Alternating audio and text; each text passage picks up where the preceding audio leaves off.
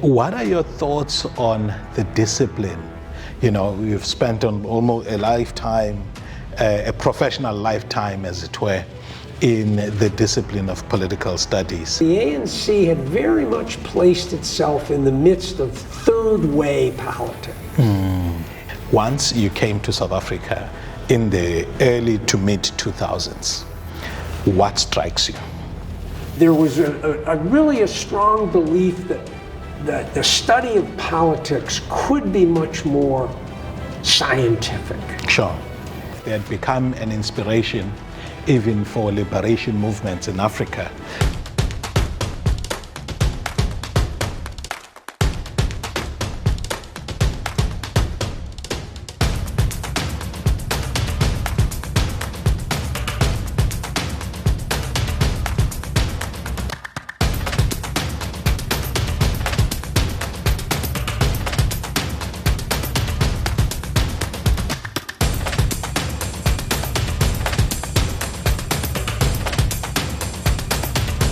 Good day and welcome to this episode of the D.E.P with Ongama Mtimka, where we discuss development, economics and politics.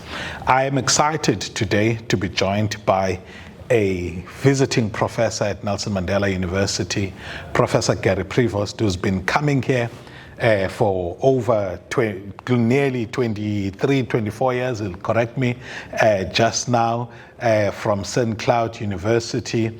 And we've taught programs together, did research together. Prof, thank you. Welcome to the show. Good to be here. How long has it been? First time, 2002. It is the College of St. Benedict and St. John's Universities, my U.S. affiliation, which is near St. Cloud, Minnesota, but not St. Cloud State University. Oh, sure. And can you tell us about you? We know that you are a Latin American scholar, or a scholar that specialized on Latin American politics, among other things. Among other things, yes.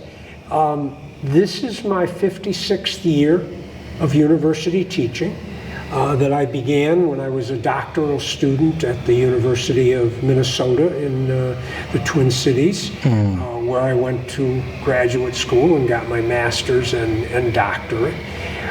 Over the course of those 56 years of university teaching, I have always focused in my teaching on international politics.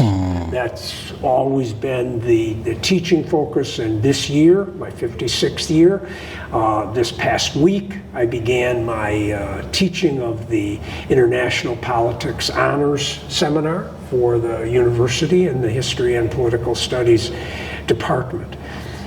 But I've also, over the years, I developed research interests. I actually first, in the summer of 1978, I went to Spain on a research fellowship from the National Endowment for the Humanities to study the post-Franco political landscape, and became an expert and a writer on both the Spanish labor movement and also the political parties of the left, the Communist Party, the Socialist Party.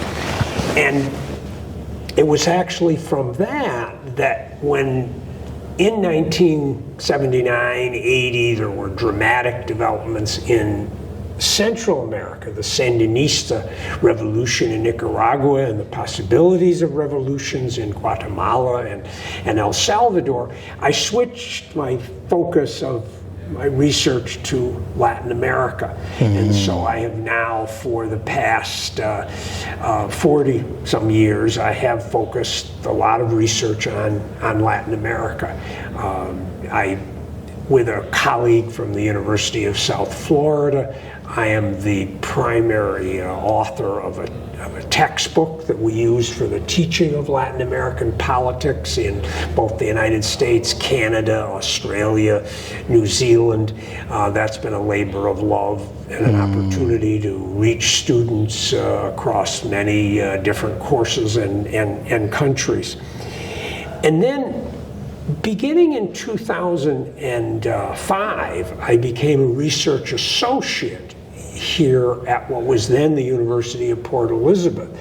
The then head of the international office, Nico Uste, said to me that the university post-apartheid was seeking to establish academic links, and would I, as an individual professor, be interested to become a research fellow. And I took the university up on that, and I'm completing my 7th term of being a research associate, and immediately began to do research on South African politics, which I have done also then over this last 20 years, including, of course, as you know, with yourself, most recently on the economic freedom fighters, but also with Jolene Stein-Kotze on the issues of student political attitudes, and with Janet Cherry in development studies on the political developments and evolution in Kwazakale. So that's an overview of both what I've taught and also what I have researched. Sure. Wow, that sounds really like an amazing career in international relations, political science. What are your thoughts on the discipline? You know, you've spent on almost a lifetime, a professional lifetime, as it were, in the discipline of political studies. Has it been an exciting journey for you? Is it something that really... Well, it has been. I arrived into the discipline in the early 70s is when I went to grad school. And at that time, the discipline was evolving. It was becoming much more quantitative. Departments were changing their names from departments of government to departments of political science. And there was really a strong belief that the study of politics could be much more scientific. But that wasn't sort of how I had come to political science, especially the study of international relations. I was not someone who was studying voting behavior in the United States. And now I understand better, in some sense, why the people who were studying voting behavior in the United States and in other Western countries wanted to make it more scientific, with better polling and better understanding of the reasons why people voted. That I now better understand because I actually do that kind of political science with you and with Janet and with Jolene here in South Africa. But ironically, 50 years ago, I was resisting that because they were trying to make the field of international relations and foreign policy into more scientific and to find theories that would explain everything. Rational choice theoretic processes. To me, it just didn't seem to answer the right questions. I'll be honest with you. By then, I had developed my own general outlook on politics in the world, and that was coming from a Marxist perspective. And so to some degree, that was the lens in part through which I looked at various issues and therefore created theories of international relations. Just didn't seem that useful to me. And even to this day, I think especially the field of the study of foreign policy, which we're going to talk a little bit about today with Donald Trump, it's not so much of a theoretical field. It really isn't. There's analysis. Yes, you must look and understand history and place Trump in a certain historical perspective, and you have to understand the world. But I don't find that there's been any great breakthroughs from political science per se in the better understanding of international relations. Yes, domestic politics, we now yes, I think we have a better understanding of why people vote, the way they vote, or when they don't vote. That's fine, and that can be open to very precise quantitative study. But Sure. international politics, that field, not so much. Sure. Wow, no, thank you, Prof. And I think it's important, these reflections, your place in a developing discipline, your observations over the last 50 years. And I think American scholarship, whether one approaches it from an international political economy, from an IR, from a political science point of view, has been a template, and both in terms of setting the scene, obviously with European scholarship also getting in there, and then post-colonially or after colonialism, having a lot of scholarship in Africa, Latin America, and Asia that sought to strengthen the voice of... Sure. Well, thank you for bringing that up. I mean, I do think, for example, my field in Latin America, it was in the 1960s that political theorists there came up with the framework of dependency theory. Yeah.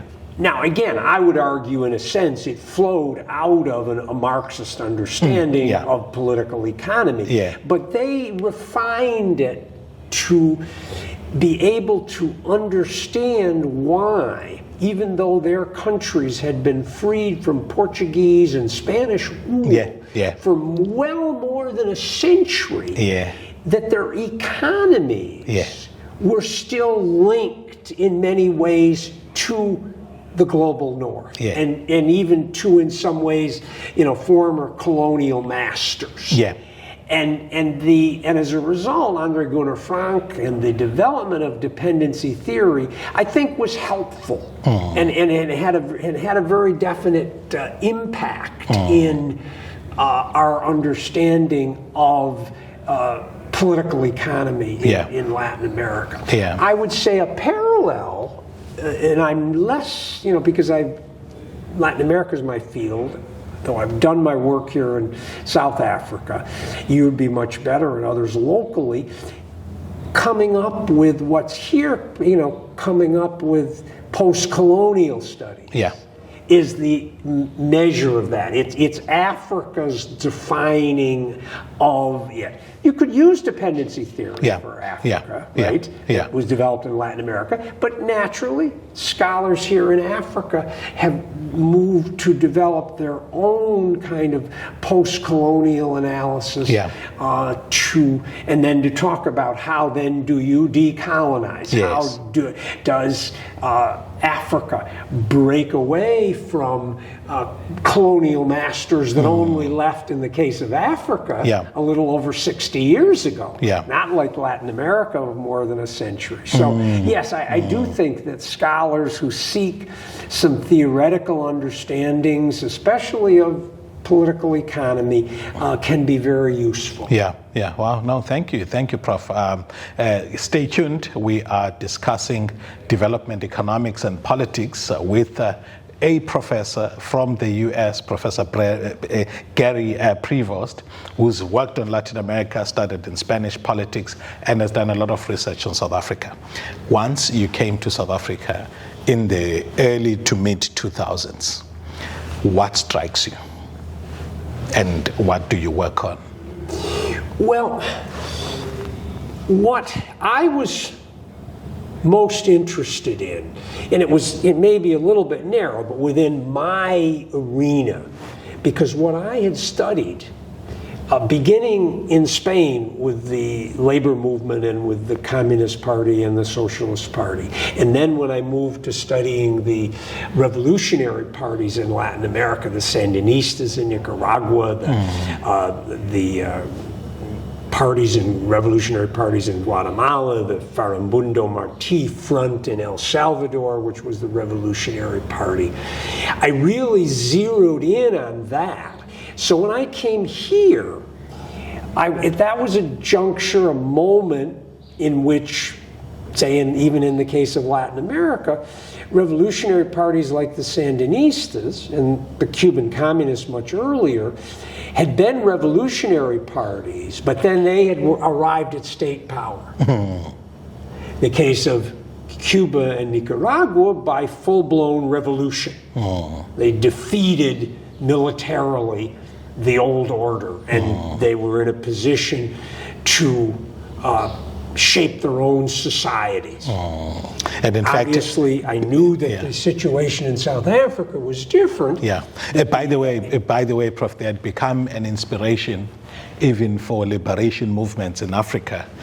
Che Guevara, Fidel Castro being people that were, looked upon. Anyway, you were absolutely. So what I was fascinated by here, and in my very first writing, which was published in Politicon in 2006, Journal of South African Political Science, was what I was interested in was the transition of the African National Congress from being a revolutionary party to a party of state power. Exactly what would they be able to implement in the context of it having been a pacted transition, a negotiated route to power. And so that was my fascination. And I ultimately arrived in my perspective then, and to some degree written in other pieces later, was that the reacting to especially the world of the early 1990s, the collapse of East European socialism, the triumph, so-called, of neoliberalism, meant that really the best that the ANC could do would be to transition to being a social democratic party. Sure. And I actually did write a piece for Politeia a couple of years later that actually used Nelson Mandela Bay municipality as a marker, that they really had moved into, the ANC had very much placed itself in the midst of third way politics. At that time, that was a terminology that was very much a description of, say, the German Social Democrats, Tony Blair's Social Democrats, to a small degree the Democratic Party in the United States, but more the traditional labor and socialist parties of Western Europe, who had developed over a course of decades a particular brand of social democracy, which did demand an ongoing role for the state. And in that sense, they were different from the hardcore neoliberals of that moment, of the American Republican Party, or the Margaret Thatcher and the Tories in Britain, or the Gaullists in France, or the Christian Democrats in Germany. And so, definitely different politics from the center right. It was, if you will, the center left. And so that was what fascinated me, and how the ANC did that transition to being a social democratic party. I wound up co-editing a book with a late colleague from Canada, David Close, in that era around the transition from revolutionary party to government. And we used a whole bunch of examples, including Angola, including Mozambique, from Southern Africa, Zimbabwe, and then a bunch of examples in Latin America. So, yes, that was what fascinated me at that point on South African politics. Prof, that's all we had time for. Thanks a lot for your time, and all the best for your remaining time in South Africa. Okay. Thank you. Well, thank you for the opportunity to chat about these issues. We covered a lot. Thank you. Cheers, Prof. Thank you.